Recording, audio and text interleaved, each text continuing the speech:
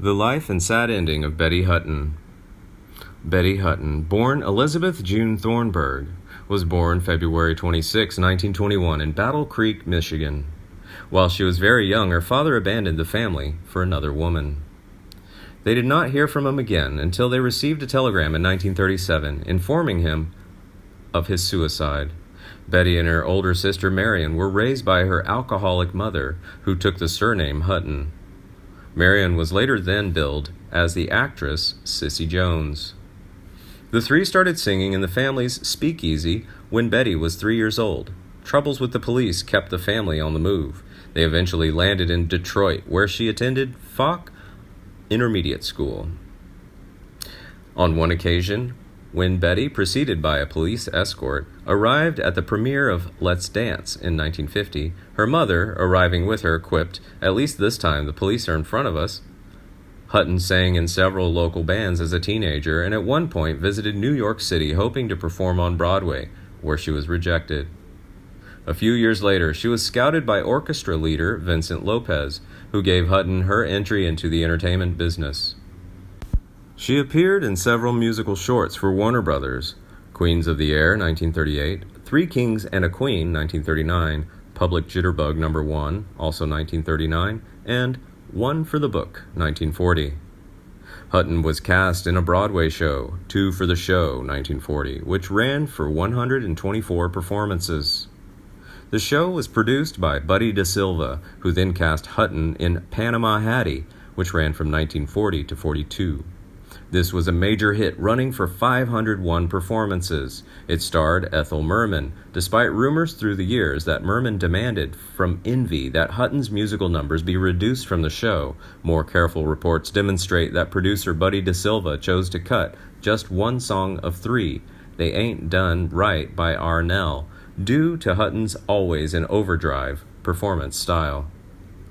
When DeSilva became a producer at Paramount Pictures, Hutton was signed to a featured role in The Fleet's Inn, 1942, starring Paramount's #1 female star, Dorothy Lamour, alongside Eddie Bracken and William Holden. The film was popular and Hutton was an instant hit with the movie-going public. Hutton was one of the many Paramount contract artists who appeared in Star Spangled Rhythm in 1942. The studio did not immediately promote her to her major stardom, but did give her the second lead in a Mary Martin film musical, Happy Go Lucky, 1943. The response was positive, and Hutton was given co-star billing with Bob Hope in Let's Face It, 1943. During that year, she made $1,250 per week. In 1942, writer-director Preston Sturges cast Betty as the dopey but endearing small-town girl who gives local troops a happy send-off and wakes up married and pregnant, but with no memory of who her husband is, except that a few Z's were in his name. This film, The Miracle of Morgan's Creek, was delayed by Hayes' office objections and Sturges's prolific output, and was finally released in early 1944.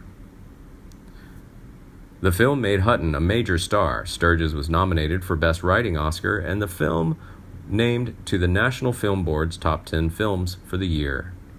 And the National Board of Review nominated the film for Best Picture in 1944, and awarded Betty Hutton the award for Best Acting for her performance. The New York Times named it as one of the 10 best films of 1942 to 1944.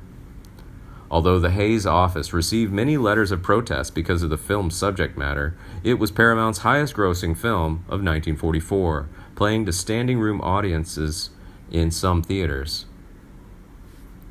Paramount kept Hutton busy, putting her in And the Angels Sing in 1944 with Fred MacMurray and Dorothy Lamour, and Here Come the Waves, 1944, with Bing Crosby. Both were huge hits. On the strength of Hutton's success, she signed a recording contract with the newly formed Capitol Records. Buddy DeSilva, one of Capitol's founders, also co-produced her next hit, the musical Incendiary Blonde, 1945, where she played Texas Guinan. It was directed by veteran comedy director George Marshall, and Hutton had replaced Lamour as Paramount's top female box office attraction. Hutton was one of many Paramount stars in Duffy's Tavern in 1945 and was top billed in The Stork Club in the same year with Barry Fitzgerald and produced by De Silva. Hutton went into Cross My Heart 1946 with Sonny Tufts, which she disliked. She did, however, enjoy the hugely popular The Perils of Pauline in 1947, directed by Marshall, where she sang a Frank Loesser song that was nominated for an Oscar, I Wish I Didn't Love You So. Hutton's relationship with Paramount began to disintegrate when De Silva left the studio due to illness. He would die in 1950.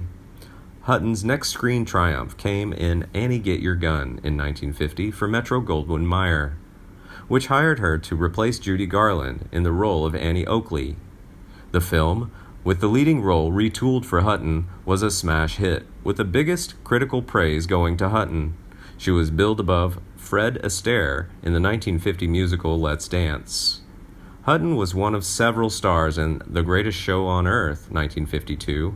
She made an unbilled cameo in Sailor Beware, also 1952, with Dean Martin and Jerry Lewis, a remake of The Fleet's Inn, in which she portrayed Dean's girlfriend, Hetty Button. In April 1952, Hutton returned to Broadway, performing in Betty Hutton and Her All-Star International Show. In July 1952, she announced that she and her husband would form a production company. She left Paramount in August. Hutton got to work in radio, appeared in Las Vegas, where she had great success. In 1954, TV producer Max Liebman of comedian Sid Caesar's Your Show of Shows fashioned his first color spectacular as an original musical written especially for Hutton, Satins, and Spurs. Hutton's last completed film was a small one, Spring Reunion, in 1957. It was a financial disappointment. She also became disillusioned with Capitol's management and moved to RCA Victor. Lucille Ball and Desi Arnaz took a chance on Hutton in 1959, and their company, Desilu Productions, giving her a CBS sitcom, The Betty Hutton Show. The Betty Hutton Show ended after 30 episodes. Hutton continued headlining in Las Vegas and touring across the country. She returned to Broadway briefly in 1964, when she temporarily replaced a hospitalized Carol Burnett in the show Fade Out, Fade In. In 1967, she was signed to star in 2 low-budget westerns for Paramount, but was fired shortly after the projects began. After the 1967 death of her mother in a house fire and the collapse of her last marriage, Hutton's depression and pill addictions escalated. She divorced her 4th husband, jazz trumpeter Pete Candoli, when she discovered he'd fallen in love with Edie Adams. She declared bankruptcy the same year. After losing her singing voice in 1970, Hutton had a nervous breakdown and later attempted suicide. She regained control of her life through rehab and the mentorship of a Roman Catholic priest, Father Peter McGuire. Hutton converted to Roman Catholicism and took a job as a cook at a rectory in Portsmouth, Rhode Island. In 1980, she took over the role of Miss Hannigan during the original Broadway production of Annie, while Alice Ghostley was on vacation. Hutton's last known performance in any medium was on Jukebox Saturday Night, which aired on PBS 1983. Hutton stayed in New England and began teaching comedic acting at Boston's Emerson College. She became estranged again from her daughters. With her personal life, Hutton's first marriage was to camera manufacturer Ted Briskin in 1945. The marriage ended in divorce in 1951. They have 2 daughters, Lindsay Diane Briskin and Candace Elizabeth Briskin. Hutton's second marriage in 1952 was to choreographer Charles O'Curran. They divorced in 1955. She married her husband Alan W. Livingston in 1955, weeks after her divorce from O'Curran. They divorced in 1960. Her 4th and final marriage in 1960 was to jazz trumpeter Pete Candoli. They divorced in 1967, and they had 1 child. Hutton lived in Palm Springs until her death, March 12, 2007, at 86, from colon cancer complications. She is buried at Desert Memorial Park in Cathedral City, California. For her contribution to the motion picture industry, Betty Hutton has a star on the Hollywood Walk of Fame located at 6259 Hollywood Boulevard.